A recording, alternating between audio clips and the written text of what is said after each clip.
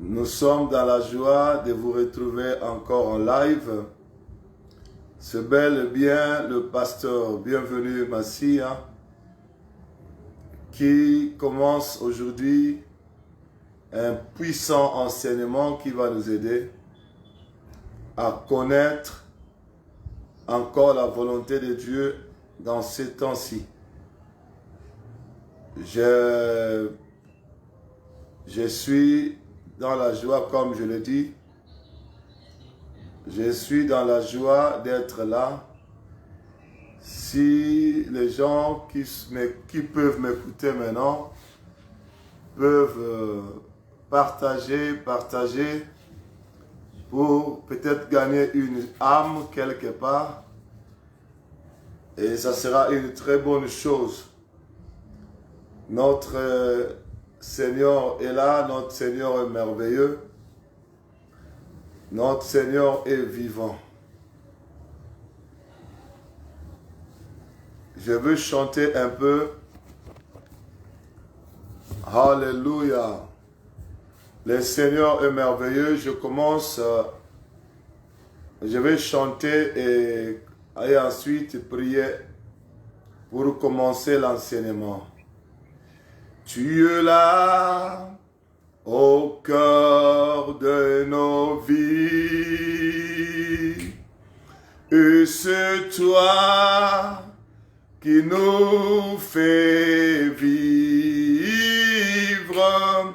Tu es là au cœur de nos vies, bien vivant.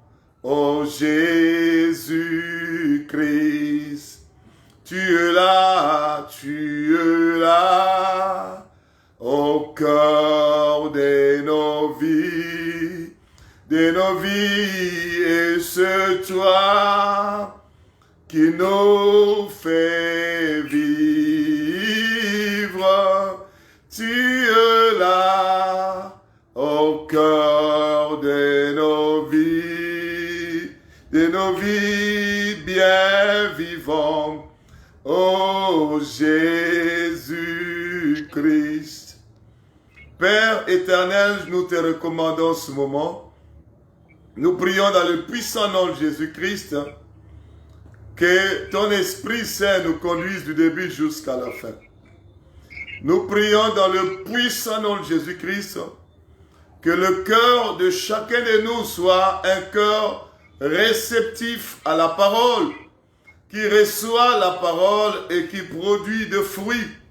Nous prions dans le nom de Jésus-Christ que ton règne vienne à partir d'aujourd'hui et dans la suite de temps, lorsque nous allons enseigner dans la profondeur de la parole, que nous soyons en mesure de non seulement d'écouter, et aussi de produire des fruits, des fruits dignes. Nous prions dans le nom puissant de Jésus-Christ et nous renversons tout projet de l'ennemi Satan contre ce programme qui commence aujourd'hui, soit renversé et détruit au nom de Jésus-Christ Nazareth. Que ton règne vienne dans ce que nous voulons faire et dans ce que nous allons commencer aujourd'hui, dans le nom de Jésus-Christ. Amen. Alléluia. Le Seigneur est merveilleux, il est présent. Nous allons commencer l'enseignement comme je l'ai dit aujourd'hui. Et nous allons continuer dans la suite de temps. Nous allons parler de quelque chose de très, très important qui va nous aider tous. Alléluia. Je suis en train de dire Alléluia. Jésus-Christ est Seigneur. Je ne sais pas si les gens de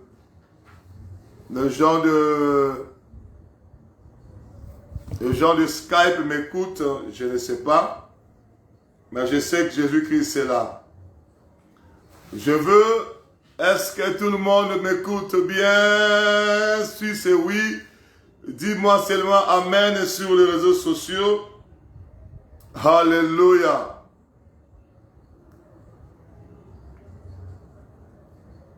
Alléluia.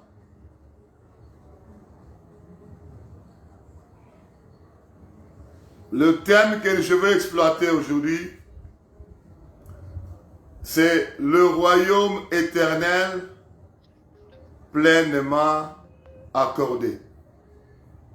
Le royaume des cieux pleinement, quand je dis royaume éternel, c'est toujours royaume des cieux.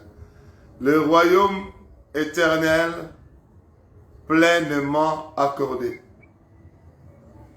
C'est-à-dire, le thème, c'est aussi l'objectif de notre enseignement. Nous avons commencé aujourd'hui l'enseignement avec ce thème-là, le royaume éternel pleinement accordé. C'est, comme je l'ai dit, un thème et aussi notre objectif. À la fin de cet enseignement, nous souhaitons que chaque personne qui va suivre du début jusqu'à la fin, que le royaume des cieux, le royaume éternel, lui soit pleinement accordé. S'il y a quelqu'un ici qui aime le royaume des cieux, qui travaille pour son entrée dans le royaume des cieux, voilà l'enseignement qu'il te faut. Voilà l'enseignement que Dieu a envoyé pour toi, pour que le royaume éternel, le royaume des cieux, te soit pleinement accordé. Nous allons lire là où j'ai tiré ce thème-là. Je l'ai tiré dans le livre de 2 Pierre. Dans le livre de 2 Pierre, si quelqu'un peut nous écrire là, le royaume éternel pleinement accordé. Ou le royaume des cieux pleinement accordé. Le thème, écrivez. Alléluia, pour que ceux qui entrent puissent comprendre de quoi il s'agit. Nous voulons parler du royaume éternel pleinement accordé. Et à la fin, chacun de nous doit comprendre si réellement le royaume éternel, le royaume des cieux, lui est pleinement accordé ou pas. Mais je vais d'abord, pour commencer, vous donner le verset de là où j'ai tiré ce thème. C'est dans 2 Pierre chapitre 1, 2 Pierre chapitre 1, au verset 11. Je vais lire 2 Pierre chapitre 1, verset 11 au nom de Jésus-Christ. C'est ainsi, en effet, que l'entrée dans le royaume éternel de notre Seigneur et Sauveur Jésus-Christ vous sera pleinement accordée. C'est ce verset-là, c'est là où nous avons tiré notre thème. 2 Pierre, chapitre 1er, au verset 11. On nous parle du royaume éternel, c'est-à-dire le royaume des cieux, pleinement accordé. Et pendant cet enseignement, chacun de nous va se retrouver, chacun de nous va comprendre, chacun de nous doit avoir comme si le voile vont tomber pour comprendre comment arriver à ce que le royaume éternel, le royaume des cieux, te soit pleinement accordé. Je suis sûr et certain que nous tous qui sommes là, nous tous qui allons dans les églises, nous tous qui avons acheté de Bible, nous tous qui avons accepté Jésus-Christ, nous sommes devenus enfants de Dieu pour entrer dans le royaume des cieux, pour entrer dans le royaume éternel de Dieu. Mais la Bible nous dit, c'est en effet que le royaume éternel de notre Seigneur Sauveur Jésus-Christ vous sera pleinement accordé. Il y a possibilité que le royaume éternel de Dieu, le royaume des cieux, te soit pleinement accordé, me soit pleinement accordé.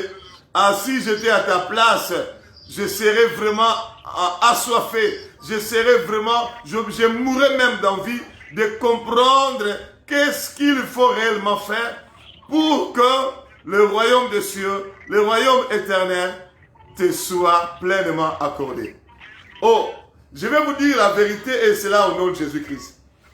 Nous allons étudier, toujours dans le livre de 2 Pierre chapitre 1, à partir du 3e verset. 2 Pierre chapitre 1, à partir du 3e verset. Et jusqu'au verset 11. Le verset 11, ce verset que je vous ai donné, c'est comme une conclusion. On nous parle du royaume éternel pleinement accordé. Mais avant d'arriver là, nous commençons d'abord la lecture à partir du verset 3 jusqu'au verset 11. C'est là où nous allons enseigner pendant tous ces jours. Verset 3 de 2 Pierre chapitre 1er jusqu'au verset 11. Je vais relire 2 Pierre chapitre 1 au verset 3 au nom de Jésus-Christ. Sa divine puissance, écoutez bien la lecture. Sa divine puissance nous a donné tout ce qui contribue à la vie et à la piété, au moyen de la connaissance de celui qui nous a appelés par sa propre gloire et par sa vertu. Au verset 4, celle-ci nous assure de sa part les plus grandes et les plus précieuses promesses, afin que par elle, vous deveniez participants de la nature divine, en fuyant la corruption qui existe dans le monde par la convoitise. Verset 5. À cause de cela même, faites tous vos efforts pour joindre à votre foi la vertu. À la vertu, la connaissance. À la connaissance, la maîtrise de soi. À la maîtrise de soi, la patience. À la patience, l'amour fraternel. À la patience, la piété, s'il vous plaît. À la piété, l'amour fraternel. Et à l'amour fraternel, la charité. Car, verset 8, je suis dans 2 Pierre 1, 8. Car si ces choses sont en vous, et ils sont avec abondance, elles ne vous laisseront point oisifs, ni stériles, pour la connaissance de notre Seigneur Jésus-Christ. Mais celui en qui ces choses ne sont point est aveugle, et il ne voit pas de loin, et il a mis en oubli la purification de ses anciens péchés.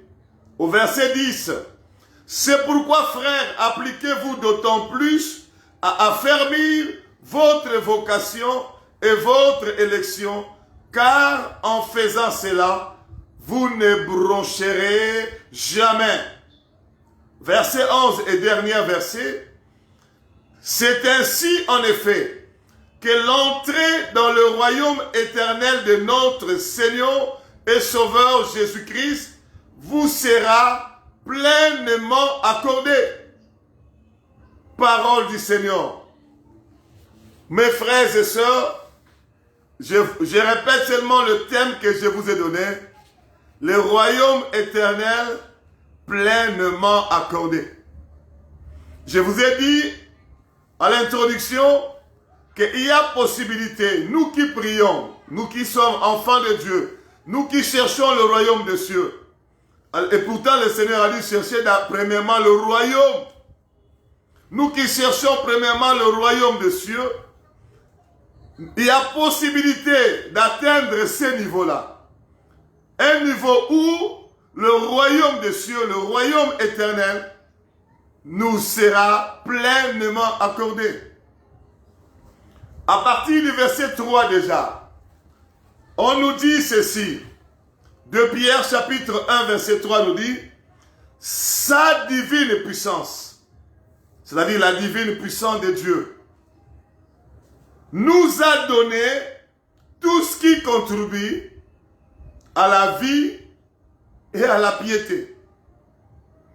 Pour que le royaume éternel, le royaume des cieux, te soit pleinement accordée, il faut que tu acceptes Jésus-Christ pour ton Seigneur et Sauveur. C'est-à-dire, tu te réponds et tu reçois le Seigneur Jésus-Christ dans ta vie pour ton Seigneur et Sauveur personnel. Mais tu ne peux pas t'arrêter là. Là, c'est le commencement. Mais il y a encore une marche à suivre jusqu'à arriver à ce point-là où le royaume éternel te sera pleinement accordé. Mais pour arriver à ce point-là, après avoir fait ta repentance et après avoir pris la décision de donner ta vie, totalement ta vie à Jésus-Christ, qu'est-ce que Dieu va faire? Il va te communiquer la puissance. La puissance du Saint-Esprit. La Bible nous parle de la divine puissance. Qu'est-ce que Dieu dit? Sa divine puissance nous a donné. Quand Dieu te donne le Saint-Esprit et la puissance de l'Esprit de Dieu, sa divine puissance viendra nous donner tout ce qui contribue à la vie et à la piété. Mon frère, ma soeur, tu ne peux jamais arriver à saisir pleinement la vie éternelle, à saisir pleinement le royaume éternel de Dieu, le royaume des cieux, si tu n'as pas reçu de Dieu le Saint-Esprit, si le Saint-Esprit n'a pas déposé dans ta vie la puissance. Qu'est-ce que la Bible nous dit? Ceux qui sont conduits par l'Esprit de Dieu sont fils de Dieu. C'est pourquoi le Seigneur a dit, je ne vous laisserai pas orphelins. Je vous enverrai le consolateur, l'Esprit de vérité, pour vous conduire. Parce que dans ce monde-là, sans le Saint-Esprit, nous ne serons pas bien nous conduire. Nous ne saurons pas vivre selon l'Esprit. La Bible dit, marchez selon l'Esprit et vous n'accomplirez pas le désir de la chair. Pour vivre selon Dieu, pour vivre selon l'Esprit de Dieu, il faut que tu reçoives le Saint-Esprit. Il faut que tu sois rempli du Saint-Esprit. Il faut que tu sois baptisé du Saint-Esprit. Il faut que le Saint-Esprit puisse te communiquer la puissance d'en haut. Souvenez-vous, lorsque les apôtres, ils ont accepté Jésus-Christ, ils marchaient avec lui de ville en ville, de village en village. Mais avant que le Seigneur ne puisse monter, qu'est-ce qu'il leur a dit? Attendez, ne vous éloignez pas de Jérusalem. Attendez ce que le Père vous ait promis. Et vous serez revêtus de la puissance d'en haut, mon frère, et vous serez mes témoins. Vous recevrez une puissance, celle du Saint-Esprit descendra sur vous et vous serez mes témoins. Il a dit jusqu'aux extrémités de la terre, en commençant par Jérusalem, en passant par la Judée, en allant jusqu'à Samarie et jusqu'aux extrémités de la terre.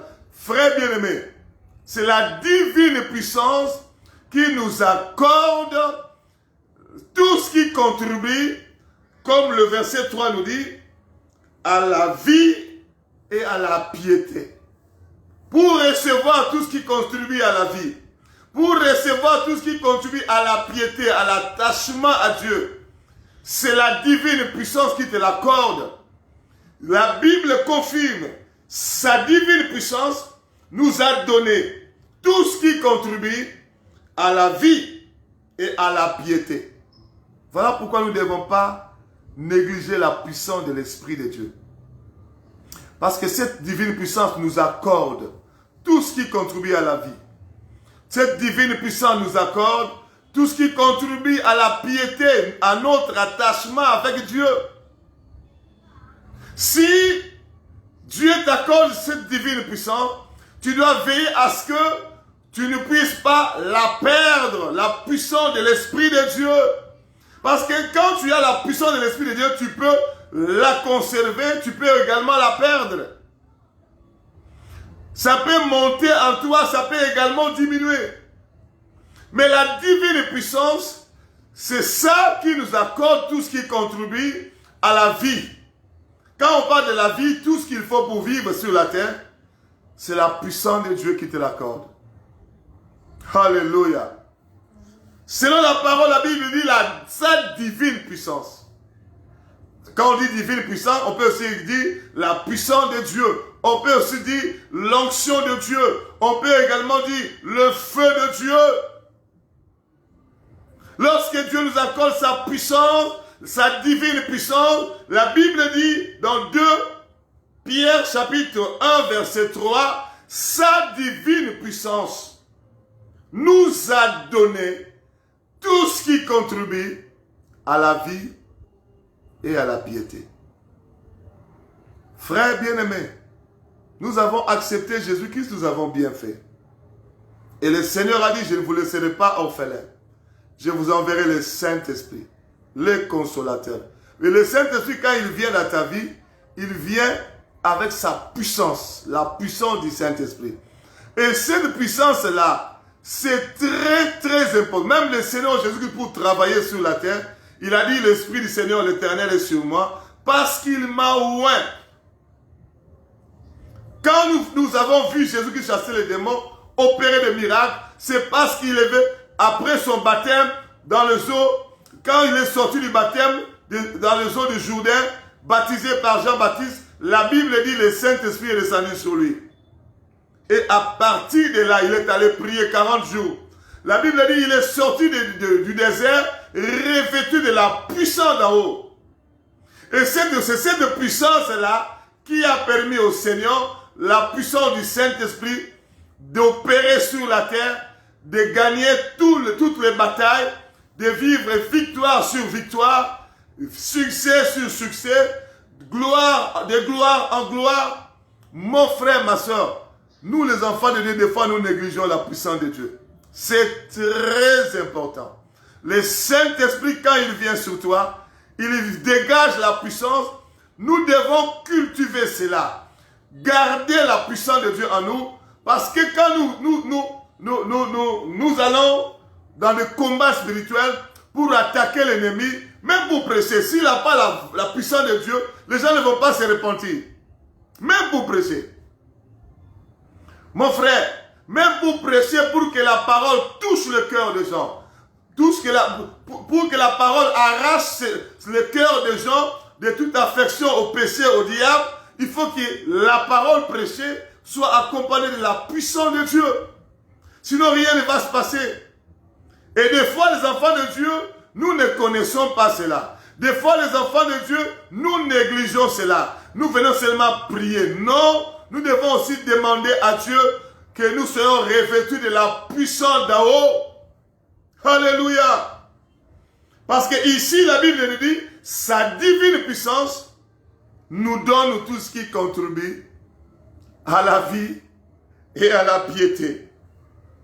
Au moyen de la connaissance de celui qui nous a appelés par sa propre gloire et par sa vertu. Celui qui nous a appelés s'appelle Jésus-Christ de Nazareth. Et si nous avons la divine puissance en nous, et ça nous communique la connaissance de celui qui nous a appelés, Jésus-Christ de Nazareth, et ça nous aide ça contribue, ça nous donne plutôt tout ce qui contribue à la vie et à la piété. Pour mieux vivre, il faut avoir quoi? La réponse que tu vas donner là, la divine puissance nous l'accorde. Pour mieux vivre, il faut avoir quoi? La réponse que tu dois donner là, la divine puissance nous accorde cela. La Bible dit l'homme ne peut recevoir que ce qui lui a été donné du ciel. Mais ici, la Bible nous dit, sa divine puissance nous accorde tout ce qu'il faut, tout ce qui contribue à la vie et à la piété, à l'attachement à Dieu. Il y a beaucoup de gens qui négligent. Vous savez, quand vous avez la puissance de Dieu en vous, même un démon, quand il vous voit de loin, il change de route. Mais si la puissance de Dieu n'est pas en vous, les démons peuvent venir jusqu'à entrer même. Je me souviens une fois, j'étais en train de faire des délivrances en Hollande. Il y avait une sœur en Christ qui a demandé la délivrance. Quand j'ai commencé à prier, elle est tombée. Et quand elle tombe, je m'approche pour voir si c'était quoi. J'ai trouvé un esprit humain, une sorcière qui est entrée spirituellement dans la vie de la sœur. Et j'ai commencé à la menacer de sortir. J'ai libéré le feu. Et qu'est-ce que cette sorcière-là me dit? laisse-moi sortir, pasteur bienvenu. Mais chaque fois qu'elle a le feu de Dieu, la puissance de Dieu, le feu s'allume dans sa vie, je sors, je m'en vais. Et chaque fois que la puissance de Dieu diminue en elle, et il n'y a plus le feu, je rentre. Donc, c'est que les sorciers faisaient le travail de sortir et de rentrer. De sortir et de rentrer. Qu'est-ce qui permettait à ces sorciers-là de sortir? C'est lorsque la sœur prenait conscience, il demandait, il s'abandonnait, il se consacrait à prier dans la face de Dieu, dans l'adoration, dans la louange, dans la présence de Dieu. Et la sœur, quand elle recevait la puissance de Dieu, et ce feu-là mettait mal à l'aise la sorcière. Et la sorcière sortait, elle s'enfuyait. Même si on ne la chasse pas, le feu de Dieu dans la vie de l'enfant de Dieu, les démons peuvent sortir sans même qu'on vienne le chasser. Alléluia. Mon frère, et lorsque la sœur en Christ entre dans la faiblesse, dans la compromission, dans la rébellion, lorsqu'elle a tristé le Saint-Esprit, la puissance de l'Esprit de Dieu dans sa vie s'éteignait. Le feu n'était plus là. Et le sorcier m'a confirmé. Et à ce moment-là, je reviens, j'entre encore dans sa vie. Je prie Dieu que tu comprennes aujourd'hui que la divine puissance, la puissance de Dieu, nous donne tout ce qui contribue à la vie et à la piété. C'est ce que la Bible nous dit dans 2 Pierre chapitre 1 verset 3. Sa divine puissance, ça veut dire la puissance de Dieu, nous a donné tout ce qui contribue à la vie et à la piété. Et le diable le sait aussi, que la puissance de Dieu nous accorde, nous a donné, nous donne tout ce qui contribue à la vie et à la piété. C'est pourquoi il pousse à certaines personnes de ne même pas comprendre que l'importance de la puissance de Dieu.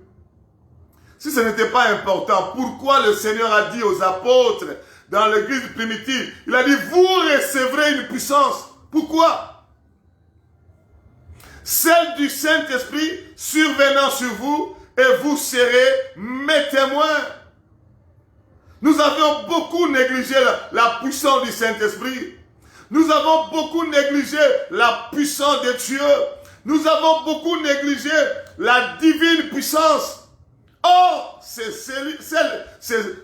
ça qui contribue à la vie, qui nous donne tout ce qui contribue à la vie et à la piété. Je vais vous dire la vérité. J'ai lu une fois une histoire de quelqu'un. Il était un instrument de réveil. Il avait tellement la puissance de Dieu en lui qu'il pouvait passer dans une ville. Il ne descend pas de son train. Il est dans un train en train de passer dans la ville. Il fait sortir seulement la main comme ça pour saluer les gens. Et la puissance de Dieu touche tous ces gens-là. Les personnes qui le voient comme ça commençaient à se repentir. Il n'a pas prêché, il n'a pas prié, il passe dans un train. Je suis en train de prier que nous puissions connaître le réveil de la puissance de Dieu. Nous puissions connaître la restauration de la puissance de Dieu. Que la négligence quitte nos vies. Que la négligence quitte nos vies. Que nous ne soyons pas seulement des chrétiens faibles, que nous soyons des chrétiens tout feu, tout flamme, que nous soyons des chrétiens qui sont remplis du Saint-Esprit, qui sont revêtus de la puissance d'en haut. Alléluia! Parce que la divine puissance nous donne tout ce qui contribue à la vie et à la piété. La piété veut dire l'attachement avec Dieu. Pour que nous puissions nous attacher à Dieu, nous avons besoin de cette divine puissance. Pour que notre prière soit vraiment une prière qui déclenche le feu, comme Élie a fait sur la montagne de Careb, le mont Careb, il faut que nous ayons nous-mêmes la puissance de Dieu.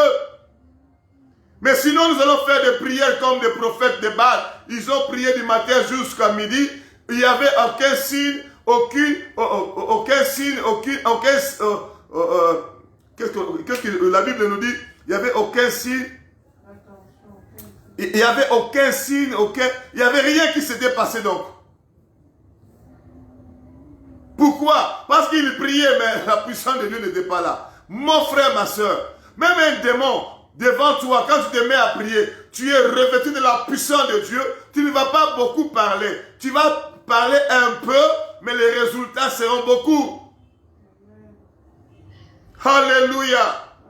Mais lorsque tu es revêtu de la puissance de Dieu, des fois même, tu dors. Tu dors. Mais la puissance de Dieu en toi ne dort pas. Quand le démon, je me souviens une fois, les sorciers sont venus m'attaquer. Je me souviens, j'étais en Hollande à l'époque, j'habitais la Hollande. Les sorciers sont venus m'attaquer pour me tuer. Et la plupart de ces sorciers-là sont même morts. Ils sont venus m'attaquer pour me tuer. Moi, je ne savais pas. Je dormais. Mais moi, en dormant, j'avais en moi, j'étais revêtu de la puissance de Dieu. Alléluia. Mais quand le groupe de sorciers sont entrés dans ma chambre, moi, je ne savais même pas.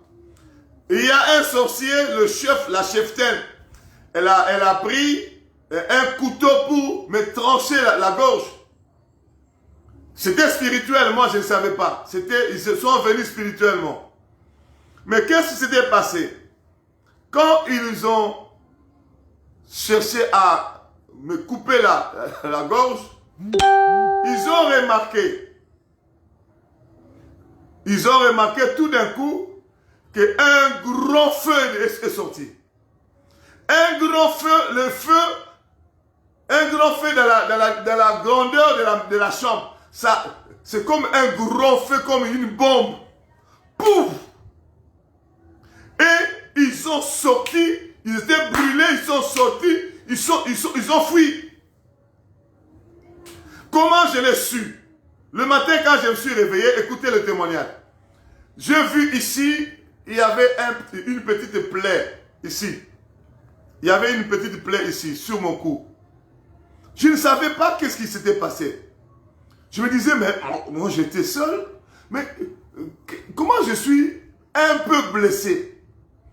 Au moment où je réfléchissais sur comment je suis un peu blessé, je n'avais pas de réponse. Parce que je n'avais pas vu comment ces choses se sont passées. Une personne dans le groupe de sorciers là, ce témoignage, chaque fois que je le dis, les gens me disent, est-ce que c'est vrai parce que tu as vécu ça? Je l'ai vécu, écoutez le témoignage. Une personne dans ces groupes-là, qui était brûlée par le feu, le Saint-Esprit est allé la chercher. Moi, je ne savais pas. Le Saint-Esprit est allé la chercher, une des sorcières, dans sa maison. Elle était saisie par le Saint-Esprit, comme électrocutée, saisie par le Saint-Esprit. Et le Saint-Esprit l'a ramenée jusque dans ma maison. Ah, peut-être tu es en train d'écouter le témoin, tu dis, est-ce que c'est vrai ça? Ce sont des choses que j'ai vécues. Je ne peux pas vous mentir. La sorcière qui était venue la veille me tuer, dans ce groupe-là, une des sorcières a été saisie par Dieu. On l'a ramenée jusque chez moi, dans ma chambre, dans ma maison. Moi, je ne savais pas. J'ai entendu seulement quelqu'un sonner. J'ouvre, la sorcière entre dans ma maison. Elle se met à genoux. Elle commence à pleurer. À pleurer. À pleurer. Oh, je ne comprenais pas. Je lui pose la question. Qu'est-ce qu'il y a? Elle me dit, je ne veux plus la sorcellerie. Je veux quitter la sorcellerie. Oh, j'étais étonné. Je lui pose la question depuis quand? C'est alors que la sorcière a commencé à me raconter comment elles sont venues avec son groupe pour me tuer la nuit et comment ils voulaient me couper la tête et comment les couteaux, elle m'a dit ceci, les couteaux a touché un petit peu ton cou. Un petit peu. Mais le matin, moi, j'ai vu, j'étais blessé, un peu blessé. Moi, je dis, mais ça a touché un petit peu, mais je pose la question, pourquoi je ne suis pas mort alors? C'est elle qui me dira, lorsque le couteau a touché un peu ton cou, il y avait un gros feu qui s'est allumé. Mon frère, si tu as le feu de Dieu en toi, la puissance de Dieu, cette puissance-là va se manifester même si tu dors.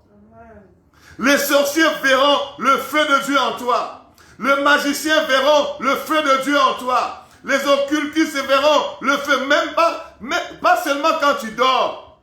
Même quand tu marches la journée, ils te regardent, ils voient le feu de Dieu et ils tremblent. Ils changent de rue. Je vais te ramener aujourd'hui à comprendre, comme la Bible nous dit, dans le 3e verset du livre de 2 Pierre, chapitre 1, verset 3, la Bible dit, sa divine puissance nous a donné tout ce qui contribue à la vie et à la piété. Ne négligeons pas la puissance de Dieu. Ne minimisons pas la puissance de Dieu. Et si le Seigneur décide de déverser sa puissance sur toi, dispose de toi totalement. Parce que tout ce qui contribue à la vie, tout ce qui contribue à la piété est déclenché dans nos vies par la divine puissance. J'avais commencé avec cet élan-là, de prier pour que la puissance de Dieu. Mais un moment dans le ministère, un moment dans la vie, nous avions également négligé ça. Mais maintenant que le Seigneur me donne cet enseignement, ça me rappelle et ça me restaure. Je vais commencer à prier, je vais commencer à jeûner, je vais commencer à monter sur la montagne pour que l'Éternel déverse sur moi la divine puissance. Je sois revêtu de la divine puissance parce que la Bible dit, ça nous donne tout ce qui contribue à la vie et à la piété. Ce qui fait la différence dans le ministère, c'est la puissance de Dieu. Ce qui fait la différence dans la vie, c'est la puissance. Dans la vie chrétienne, là, quand tu veux vivre une vie chrétienne victorieuse, tu veux vivre une vie chrétienne puissante, tu veux vivre une vie chrétienne qui fait peur aux démons, qu'est-ce que tu dois faire? Tu dois prier que Dieu puisse te revêtir. Même Jésus-Christ nous a donné l'exemple. Il est Dieu, il était Dieu. Sur la terre, il était Dieu. Mais avant de commencer sa mission, la Bible dit le Saint-Esprit est descendu le jour de son baptême. Il est allé prier en sortant du désert, tenté par le diable, il n'a pas pu le faire tomber. La Bible dit il était revêtu de la puissance.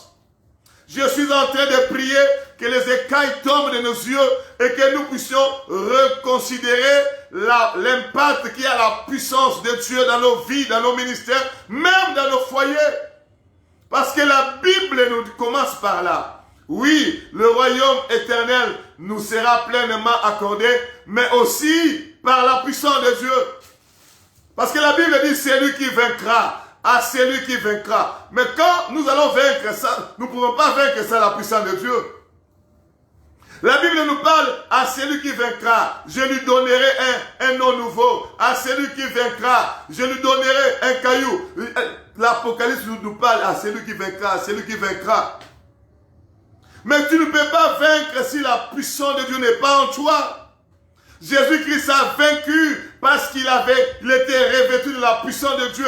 Puisqu'il n'avait pas péché, tout son ministère, toute sa vie sur la terre était puissance, Même quand il prêchait, les gens ont dit, jamais nous avons entendu un homme parler comme cet homme, parce qu'ils ont senti la puissance de Dieu. Alléluia. Amen. Même quand il prêchait, même quand il parlait, tout ce qu'il faisait, il le faisait bien parce que la puissance de Dieu était sur lui. Alléluia. Je suis en train de dire, comment on appelle ça? Le royaume éternel pleinement accordé, ça commence dans la puissance. Quand l'église a commencé, qu'est-ce que le Seigneur a dit? Je l'ai dit et je le répète, vous recevrez une puissance, celle du Saint-Esprit survenant sur vous, et vous irez témoigner, et vous irez travailler pour le compte. On ne peut pas représenter valablement le royaume de Dieu si on n'est pas revêtu de la puissance de Dieu. on n'aura pas d'impact. On ne va pas toucher les gens.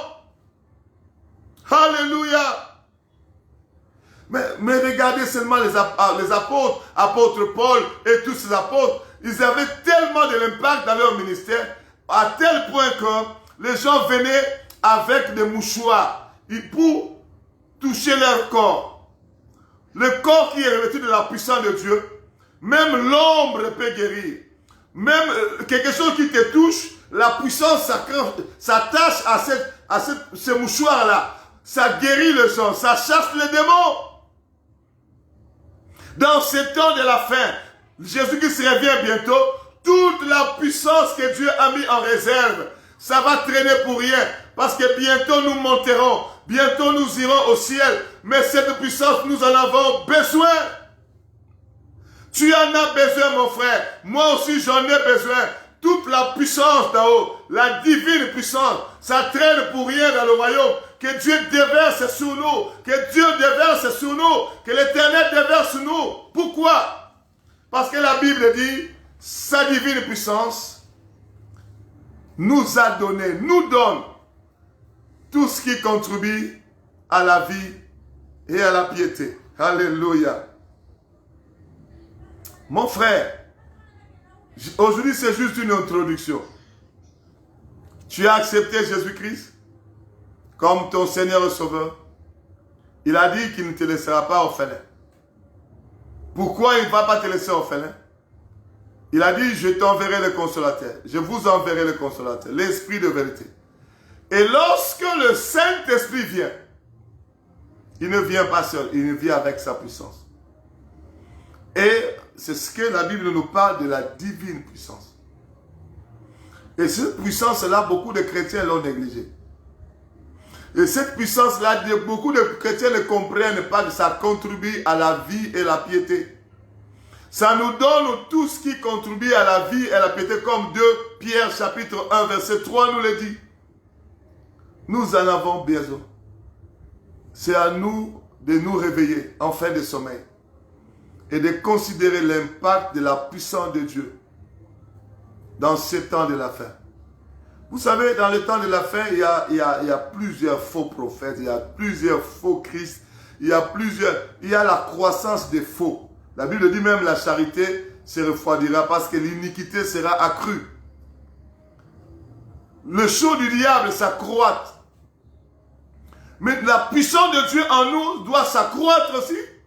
C'est pourquoi Dieu même a dit, la gloire de la seconde maison sera plus grande que la gloire de la première maison.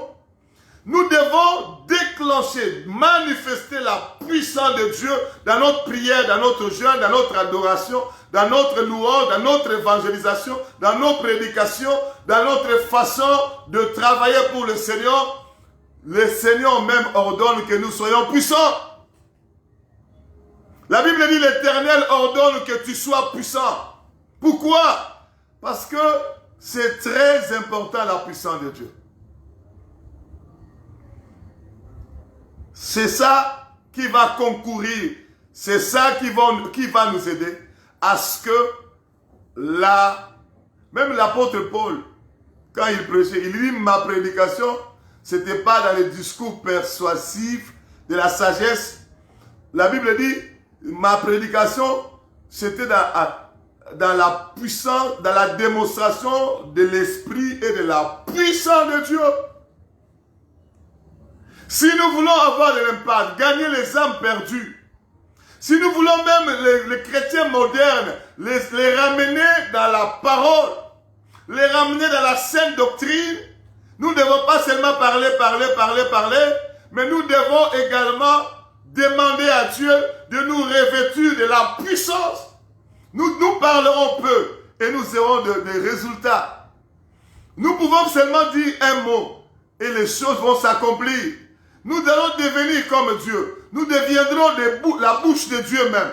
La Bible dit, si nous séparons ce qui est vil de ce qui est précieux, si tu sépares ce qui est précieux de ce qui est vil, tu seras comme ma bouche. Mon frère, l'introduction d'aujourd'hui, je viens simplement te dire, nous, enfants de Dieu, nous devons expérimenter la restauration de notre contact avec la puissance de Dieu. Nous devons arrêter de négliger la puissance de Dieu dans nos vies.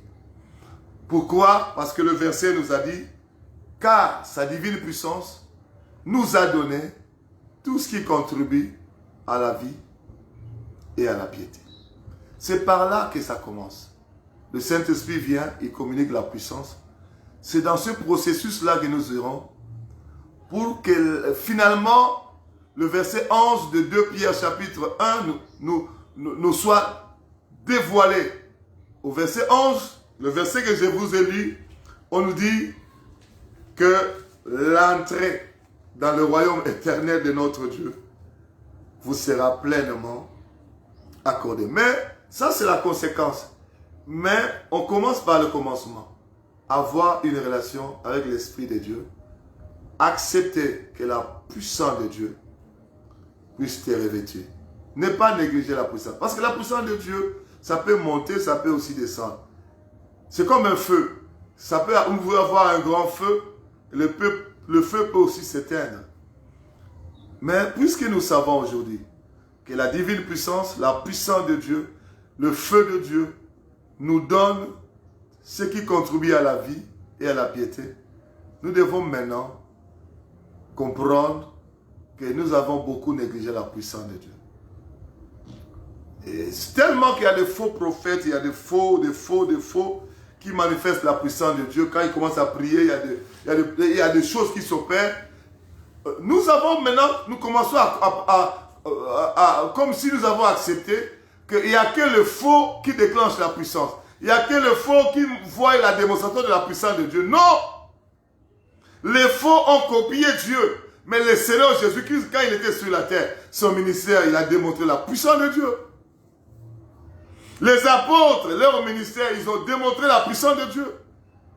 Et maintenant, quand il faut démontrer la puissance de Dieu, nous pensons que non, on va penser que nous sommes également faux. Non, la puissance de Dieu, ce n'est pas l'histoire des faux prophètes. Les faux prophètes font semblant de manipuler les gens avec une certaine, entre guillemets, puissance. Mais cela ne va pas nous pousser à renier, à ne plus utiliser la puissance de Dieu dans nos vies chrétiennes, dans nos ministères. Je suis en train de prier que Dieu t'ouvre les yeux, les écailles tombent. Et que tu considères que Dieu qui t'a appelé, il ne veut pas que tu deviennes faible. Il veut que tu sois puissant. Chaque fois que... Moi, je connais, une fois, j'étais en train de prier avec une soeur, la puissance de Dieu est descendue sur elle. Elle a refusé. Non, je ne veux pas. Parce que quand la puissance de Dieu se manifeste en toi, les yeux vont s'ouvrir, les oreilles vont s'ouvrir. Tu vas commencer à voir, à écouter la voix de Dieu facilement. Même les dons spirituels que tu as va fonctionner dans la profondeur parce que la puissance de Dieu est là.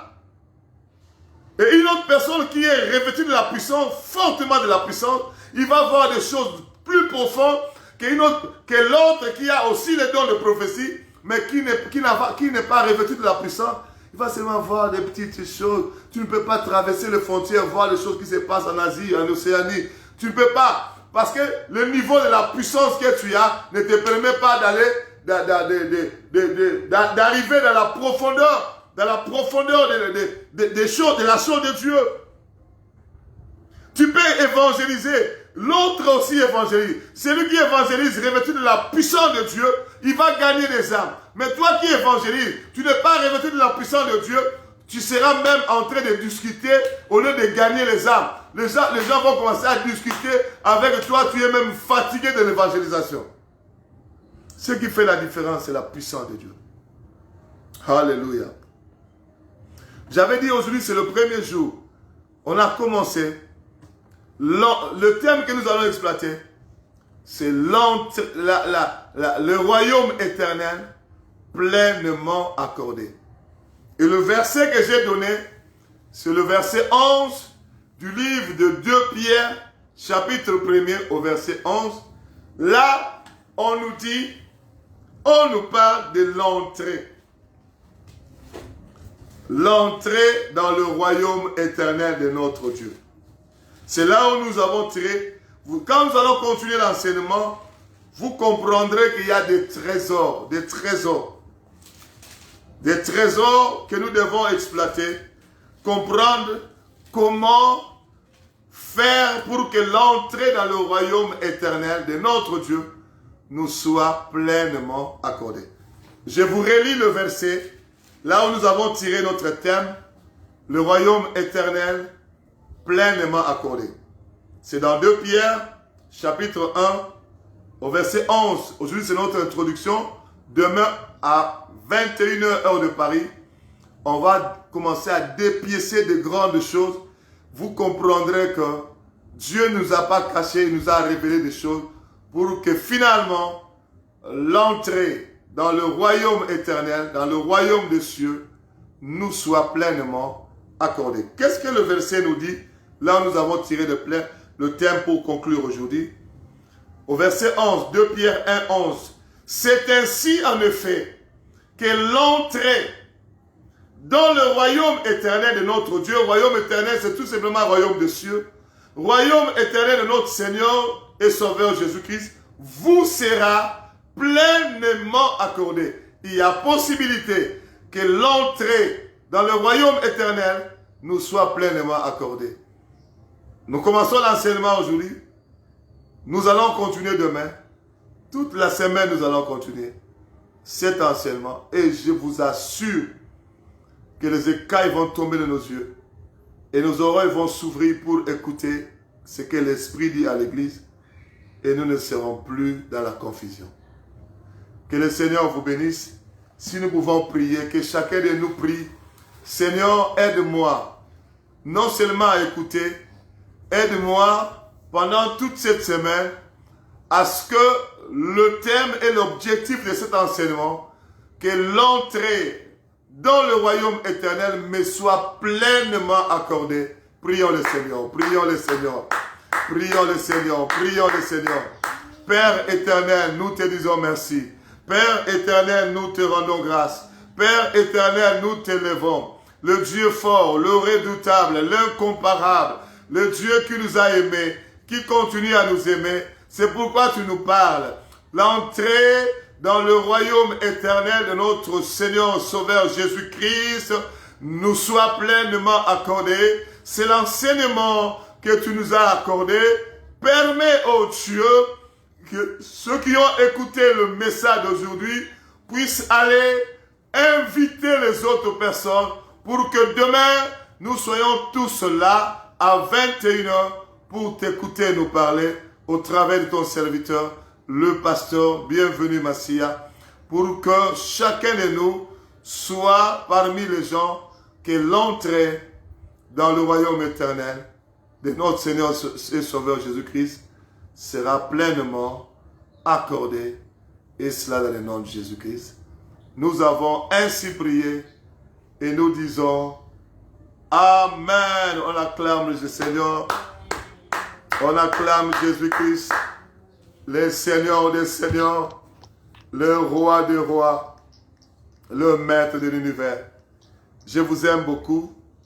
Le pasteur bienvenu est maintenant en Afrique, établi en Afrique au Congo. Mais toutes mes coordonnées sont les mêmes. Vous pouvez m'appeler sur WhatsApp, ça fonctionne toujours. Je suis au Congo, Kinshasa, avec ma femme et mes enfants établis ici selon les recommandations du Seigneur. Mais je continuerai toujours à m'occuper de vous spirituellement et dans ce que nous sommes en train de faire. Que le Seigneur vous bénisse. On se retrouve demain à 5h pour les gens de la ligne de prière. Et on se retrouve demain à 21h pour cet enseignement. Demain, on va encore ouvrir de grandes choses. Soyez bénis. Jésus-Christ revient bientôt. N'oubliez pas. Ciao, ciao. Au revoir.